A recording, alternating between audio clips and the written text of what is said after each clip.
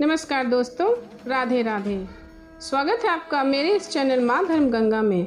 सावन के अंतिम सोमवार की हार्दिक शुभकामनाएं। 19 अगस्त 2024 का दिन बेहद शुभ माना जा रहा है। इस दिन सावन का अंतिम सोमवार पूर्णिमा और रक्षाबंधन का महासंयोग बन रहा है। शास्त्रों के अनुसार 2024 में रक्षाबंधन के सावन के अंतिम सोमवार पर सर्वार्थ सिद्धि योग का निर्माण हो रहा है। साथ ही रवि योग, शोभन योग और श्रवण नक्षत्र का महासंयोग बनेगा।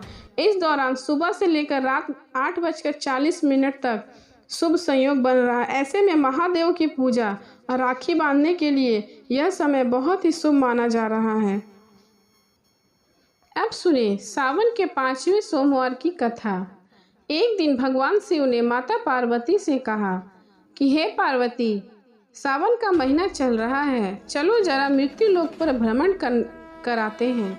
मृत्यु लोक में भ्रमण करने की इच्छा से भगवान भोलेनाथ तथा माता पार्वती मृत्यु लोक पधारे। भ्रमण करते करते दोनों विदर्भ देश के अमरावती नगर के अति रमणीक नगर में पहुँचे। अमरावती नगर स्वर्ग के सदृश सभी प्रकारों के सुखों से परिपूर्ण था। उसमें वहाँ के महाराज द्वारा बनवाया हुआ अति रमणीक शिव जी का एक मंदिर था।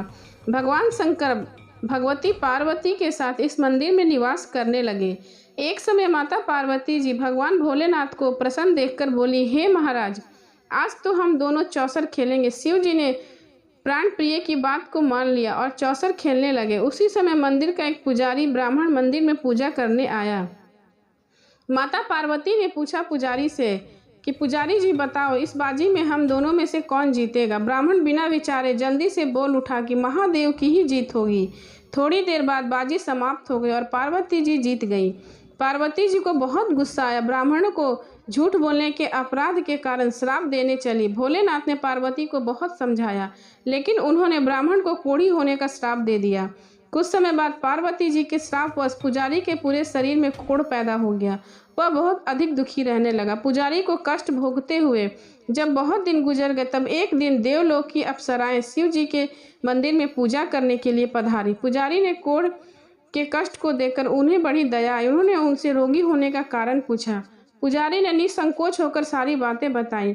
वे अप्सराएं बोली, हे पुजारी, अब तुम अधिक दुख मत करो। सावन सोमवार का व्रत विधि भाव व्रत से करो। पुजारी ने अप्सराओं से व्रत की विधि पूछी।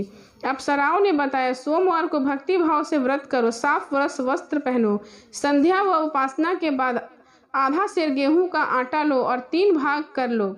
घी, गुड़, दीप, नवेद, फूल, मूंगफली, बेलपत्र, जनेऊ, जोड़ा, चंदन, अक्षत, पुष्प आदि से प्रदोष काल में भगवान शिव की पूजा करो। उसके बाद 3 भागों में से 1 भाग प्रसाद शिव को अर्पण करो। बाकी 2 शिव जी का प्रसाद समझकर सभी लोगों में बांट दो और खुद भी प्रसाद ग्रहण करो। इस विधि से तुम 17वें सोमवार को 5 सेर पवित्र गेहूं के आटे की बाटी बनाओ। उसमें घी और गुड़ मिलाकर चूरमा बनाओ। भगवान भोलेनाथ को भोग लगाकर उपस्थित भक्तों को बांट दो। इसके बाद कुटुंब सहित प्रसाद लो। शिव जी की कृपा से उसकी सभी मनोकामनाएं पूरी हो जाती हैं। ऐसा कहकर अप्सराएं स्वर्ग को चली गई। ब्राह्मण ने यथाविधि सोमवार का व्रत किया तथा भगवान शिव की कृपा से रोग मुक्त पाकर आनंद से रहने लगा। कुछ दिन बाद शिव जी और माता पार्वती उसी मंदिर में पुनः पधारे। ब्राह्मण को निरोग देकर पार्वती जी ने ब्राह्मण से रोग से मुक्त होने का उपाय पूछा। ब्राह्मण ने सोमवार व्रत की कथा सुनाई। पार्वती जी बहुत प्रसन्न हुई। ब्राह्मण से व्रत विधि पूछकर स्वयं भी व्रत करने के लिए तैयार हो गई। व्रत करने के बाद उनकी मनोकामना पूरी हुई और उनके बेटे स्वामी कार्तिकेय स्वयं माता के आज्ञाकारी हुए। कार्तिकेय जी ने अपना यह विचार परिवर्तन का रहस्य जानने की इच्छा हुई। वे बोले माता से, आपने ऐसा कौन सा उपाय किया जिससे मेरा मन आपकी ओर आकर्षित हो गया। पार्वती जी ने वही सोमवार व्रत की कथा उनको सुनाई।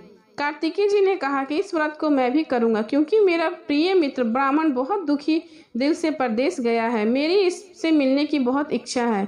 कार्तिकेय जी ने भी इस व्रत को किया और उनका प्यारा मित्र उन्हें मिल गया। मित्र ने इस मिलन का भेद पूछा तो कार्तिकेय जी बोले, हे मित्र, हमने तुम्हारे लिए इस सोमवार का व्रत किया था। अब तो ब्राह्मण मित्र को अपने विवाह की बहुत चिंता हुई। उसने कार्तिकेय जी से व्रत की विधि पूछी और यथाविधि व्रत किया। व्रत के प्रभाव से जब वह किसी कार्य से विदेश गया तो वहां के राजा की लड़की का स्वयंवर था। राजा ने प्रण किया था कि जिस राजकुमार के गले में सब प्रकार से हथनी माला डालेगी, मैं उसी के साथ अपनी प्यारी बेटी का विवाह करूंगा। शिव जी की कृपा से वह ब्राह्मण भी उस स्वयंवर को देखने की इच्छा से राज्यसभा में एक ओर जाकर बैठ गया। नियत समय पर हथनी आई और उसने जयमाला उस ब्राह्मण के गले में डाल दिया। राजा ने अपनी प्रतिज्ञा के अनुसार बड़ी धूमधाम से अपनी कन्या का विवाह उस ब्राह्मण के साथ कर दिया और ब्राह्मण को बहुत सा धन और सम्मान देकर संतुष्ट किया। ब्राह्मण सुंदर राजकन्या पाकर बहुत खुश होने लगा और जीवन व्यतीत करने। एक दिन राजकन्या ने अपने पति से प्रश्न किया, हे प्राणनाथ, आपने ऐसा कौन सा भारी पुण्य किया था जिसके प्रभाव से हथनी ने राजकुमारों को छोड़कर आपको वरण किया? ब्राह्मण बोले, हे प्रिय, मैंने अपने मित्र कार्तिकेय के कहने के अनुसार सोमवार का व्रत किया था, जिसके प्रभाव से तुम जैसी रूपवान पत्नी मुझे प्राप्त हुई हो। इस व्रत की महिमा सुनकर राजकन्या को बड़ी हैरत हुई। वह भी पुत्र कामना से इस व्रत को करने लगी। शिव जी की दया से उसके गर्भ में एक अति सुंदर, सुशील, धर्मात्म और विद्वान पुत्र उत्पन्न हुआ। माता और पिता उसे देव पुत्र को पाकर अधिक प्रसन्न हुए। उसका लालन पालन अच्छी प्रकार से करने लगे। जब पुत्र समझदार हुआ तो एक दिन उसने अपनी माता से प्रश्न किया, हे माता, तुमने कौन सा व्रत और तप किया जो मेरे जैसा पुत्र तुम्हारे गर्भ से उत्पन्न हुआ? उसकी माता ने सोमवार व्रत की कथा सुनाई। पुत्र ने सब तरह से सोमवार व्रत करने वाले इस सरल व्रत को सुना तो वह भी राज्य अधिकार को पाने के लिए हर सोमवार को यथाविधि व्रत करने लगा। व्रत शुरू करने के बाद वह देश के युद्ध राजा के दूतों ने आकर उसे राजकन्या के लिए वरण किया। राजा ने अपनी बेटी का विवाह ऐसे सर्वगुण संपन्न ब्राह्मण योग के साथ करके बड़ा सुख प्राप्त किया।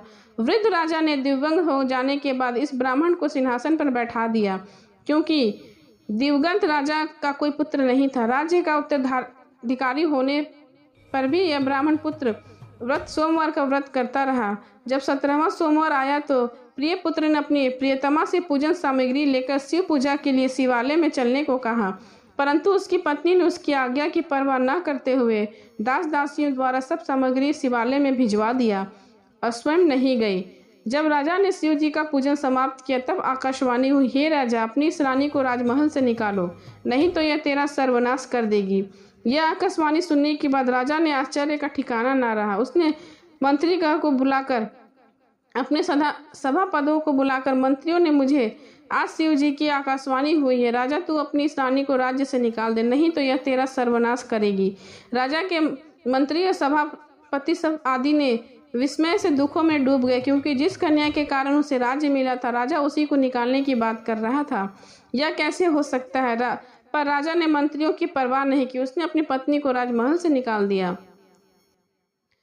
रानी दुखी हृदय से भाग्य को कोसती हुई राजा के राज्य से बाहर चली गई। बिना पत्र दाग, फटे हुए वस्त्र, भूख से दुखी हृदय से भाग्य को कोसती हुई वह चली जा रही थी। उसकी अचानक एक करुण बुढ़िया से भेंट हुई जो सूत काट कर बेचती थी। रानी की करुणा दशा देखकर वह बोली, चल तू मेरा सूत बिकवा दे, मैं बूढ़ी हूँ, भाव करना नहीं जानती। यह सब सुन रानी बुढ़िया के सिर से सूत गठरी उतार कर अपने सिर पर रखी। थोड़ी देर बाद आंधी आ गई और बुढ़िया का सूत पोटली सहित उड़ गया। बेचारी बुढ़िया पछताती रह गई। उसने रानी को अपने से दूर रहने को कहा। इसके बाद रानी एक तेली के घर गई तो शिव जी के प्रकोप के कारण तेली के सभी मटके उसी क्षण चटक गए।